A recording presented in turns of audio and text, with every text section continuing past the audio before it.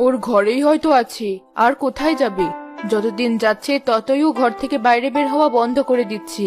মানুষজনের কথাও দিন দিন বেড়েই চলেছে। কার এত বড় সাহস আমার মেয়েকে কথা শোনায়? সবগুলোর গর্দান কেটে নেব আমি। কজনের গর্দান কাটবেন আপনি? রাজকুমারের চেহারা আর স্বাস্থ্য দিন দিন খারাপ হয়েই চলেছে। জানি না ওকে কিভাবে সামলাবো আমি।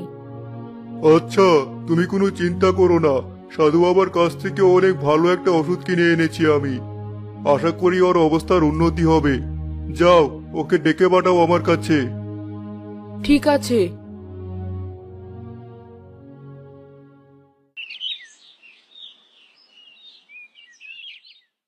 বাবা, আমাকে ডেকেছো?